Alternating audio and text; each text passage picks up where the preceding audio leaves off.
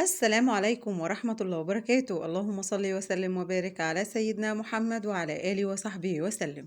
في ظل الظروف الصعبة اللي بيمر بيها العالم كله، فلازم تكوني ست بيت شاطرة وتحققي المعادلة الصعبة اللي هي ايه بقى؟ انك تعملي اكلات موفرة واقتصادية وفي نفس الوقت متنوعة، وتكون بتحتوي على كل العناصر الغذائية اللي بيحتاجها أفراد أسرتك. فالنهاردة الأكلة بتاعتنا بقى بتتوفر فيها كل الشروط دي، يعني تقدري تحققي من خلالها المعادلة الصعبة. مش بس كده، هترجعك بقى للزمن الجميل، ونعمل مع بعض النهاردة أحلى خبيزة جنب شوية عيش ناشف وشوية لفت. يلا بينا ندخل على مقادير وصفتنا النهاردة. أول حاجة جبنا الخبيزة كده وقطفناها وبدأنا نغسلها كويس جدا. عايزاكي بقى تغسليها كويس قوي لغاية ما المية بقى اللي انتي نقعها فيها تروق تماما. فتغسليها مرة واتنين وتلاتة وتعبي شوية في غسلها، علشان دي خطوة مهمة قوي. كمان هنغسل بقى شوية كزبرة كده خضرة، برضو من الحاجات المهمة قوي اللي بنضيفها للخبيزة بتاعتنا.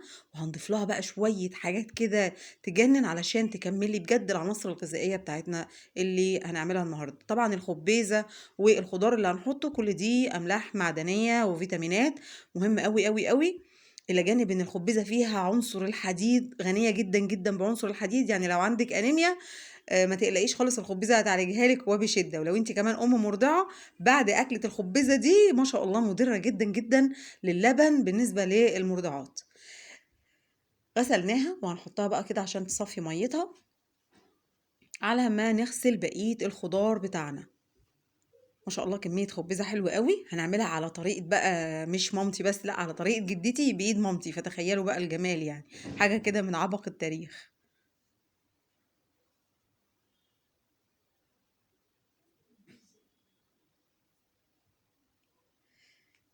دلوقتي بقى نحطها في الحلة ونبتدي نشوف ايه بقية المقادير اللي هنحطها عليها. اول حاجه كده هجيب بصلتين كبار كده حلوين واقطعهم كده شرايح كبيره، مش لازم تكون شرايح صغيره، لان كل ده هيدخل في السوا كده مع بعضه. بصلتين بقى حجمهم حلو كده، مش بصل صغير، لا، عايزه بصلتين كبار حجمهم حلو كده، لان ده بيديها طعم حلو قوي قوي. هحط كمان 10 فصوص توم مصححين. ما تجيبيش توم كده من الفريزر وتحطيه، لا، الافضل يكون 10 فصوص توم. لو ما عندناش خلاص هاتي من الفريزر، بس الافضل هو ده، لانك بتاخدي النكهه الكامله للتوم. كمان جبت 4 طماطمات قطعتهم كده شرايح كده، وكمان فلفل احمر. لو فلفل اخضر برضو عادي مفيش مشكله. بيديله طعم حلو قوي قوي الفلفل كمان. يعني بصي كميه خضار خبيزه حديد، املاح معدنيه وفيتامينات بقى في الطماطم والبصل، وكمان كزبره خضراء اهو، وكمان هنحط سلق. كل دي عناصر غذائيه رائعه جدا، هتخلي لك الوجبه بتاعتك وجبه غذائيه متكامله. هكمل بقى ازاي اجيب منين بقى البروتين اللي هيخليها لي وجبه غذائيه متكامله. الإضافة اللي إحنا هنضيفها بعد شوية هتعرفيها، اللي بجد هترفع لك جدا من القيمة الغذائية للأكلة دي. كمان شوية سبانخ كده حلوين، يعني حديد حديد.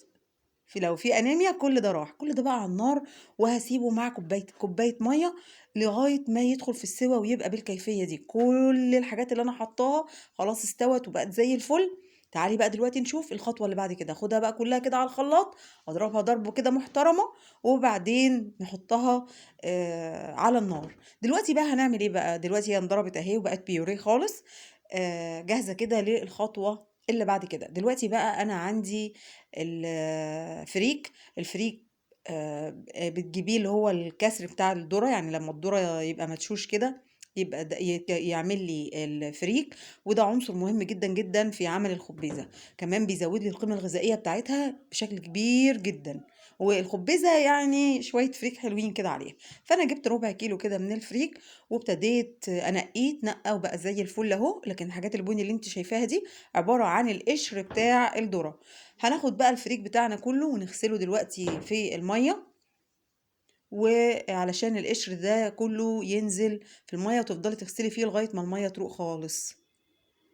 اللي انا بوريهولك ده هو القشر بتاع الذرة. بمجرد ما المية بتنزل عليه بيعوم على الوش وبنتخلص منه. وغسيل الفريك خطوة مهمة قوي قوي قوي، علشان تبقى الأكلة بتاعتك كلها كده مظبوطة وما فيهاش ولا غلطة. تعالوا يلا بقى نغسله كده مع بعض، وتشوفي القشر عايم على الوش ازاي. وبينزل بمجرد ما تبتدي تغسليه. افضلي بقى اغسليه كده لغاية ما المَيّة تبقى رايقة تمامًا، مرة و2 و3 لغاية ما تروق خالص. وجبة مش مكلفة على الإطلاق.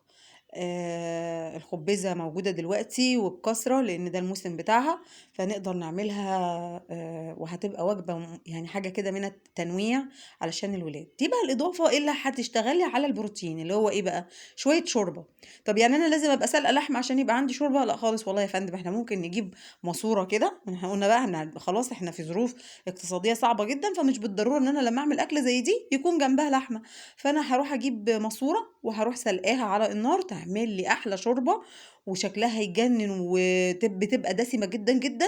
وابقى كده خدت البروتين مع شويه جيلاتين كمان كده حلو من الماسوره. يا اما لو انتي سلقه لحمه دايما زودي الشوربه بتاعتها شويه وشيلي كيس في الفريزر، علشان خاطر لو انت عايزه تعملي اكله زي دي. حطيت الفريك وخليته خد حوالي ربع ساعه في الشوربه كده علشان يدخل في السوا شويه. بعد ما الفريك يبتدي يدخل في السوا ربع ساعة كده على النار بياخد غلوتين، اروح نازلة بقى عليه بالخبيزة زي ما انتم شايفين كده، وابتدي اقلبها بقى في الشوربة واسيبها لغاية ما الفريك يستوي بالكامل. هو ده عندي المقياس بتاع ان الاكلة بتاعتي جهزت خلاص، ان الفريك يكون استوى. طبعًا الشوربة دي أصلًا منكهة، يعني فيها كل حاجة وإحنا بنعمل الشوربة، بيكون فيها كل النكهات اللي أنا عايزة أحطها، حبهان بقى والبوكيه جارنيه اللي هو الخضار اللي أنتِ بتحطيه دايمًا وأنتِ بتسلقي لحمة أو أنتِ حتى بتسلقي ماسورة. فالشوربة واخدة نكهات حلوة أوي، بس إحنا برضه هنضبط بقى الحُدق بتاعنا. يعني اضبطي الملح بتاعِك، حطي شوية فلفل أسمر، شوية بهارات.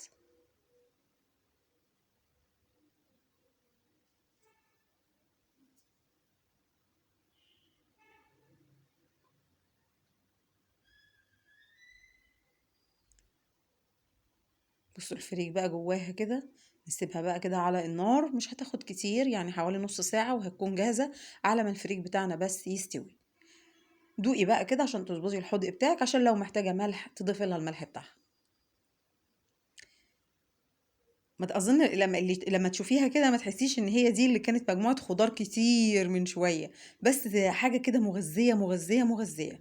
نعمل بقى الخطوة الأخيرة اللي هي إيه بقى؟ هنحمّر معلقتين توم و نحطهم كده في معلقتين من السمنة كده، وبعدين ننزل عليهم بشوية كزبرة ناشفة. الخطوة دي مهمة جدًا، جدًا، جدًا، وهي دي بقى اللي بتضبط لي الطعم بتاع الخبيزة. أنا عايزة أقول لِك إن أنتِ ينفع تاكليها كده أصلًا من قبل الخطوة دي، بس الخطوة دي بقى اللي بتضبط لي الطعم صح. هاحط بقى كده الكزبرة الناشفة وأقلبها كده مع التوم، وبعد كده ننزل بمعلقة كمان من الفلفل الأسمر، زي الخطوة بتاعة الملوخية كده بالضبط. وبعدين تنزلي بيهم على الخبيزة. الخطوة دي بقى بتروح بالخبيزة في حتة تانية خالص. أنا عايزة أقول لِك إنِك هتفضلي تاكلي منها لدرجة إنِك مش هتعرفي تقومي من على السفرة، من جمالها بجد. طبعًا أنا يا جماعة أنا ما باعملهاش خالص في البيت عندي، هي دايمًا بتتعمل عند ماما، وربنا يبارك في عمرها يا رب، يا رب هي اللي دايمًا بتعملها لنا، وهي دايمًا اللي بناكلها من إيديها. فبجد أحلى وأطعم خبيزة ممكن تدوقوها في حياتكم. الخبيزة بقى ما تحلاش إلا جنب طبق لفت كده، جنبها طبق لفت كده اللي هو مخلل اللفت. عايزة أقول لكم مخلل اللفت ده يعني بنجرية صغيرة أوي مطلّع اللون الحلو ده وبيقرش كده وجميل جمال. ربنا يبارك في عمر ماما يا رب. بجد بتعمل لنا أحلى مخلل، وجنبها طبعًا شوية عيش ناشف كده، وكُلي بقى أحلى أكلة. وجبة اقتصادية جدًا، موفّرة جدًا، وفي نفس الوقت نوّعتِ، ووجبة غذائية متكاملة، فيها كمية من الحديد الهايلة أوي، أوي، أوي. أتمنى تجربوها، وأتمنى إن إنها تحوز على إعجابكم، وإن شاء الله نلتقي مع بعض ووجبات كتير حلوة ومنوعة واقتصادية تتناسب مع الظروف اللي بيمر بيها العالم دلوقتي كله. وربنا يوسع على الناس كلها يا رب إن شاء الله. لو انتي وصلتي معايا في الفيديو لغاية المرحلة دي أتمنى تشتركي معايا في القناة، وإن شاء الله نلتقي في فيديو جديد وفي رعاية الله.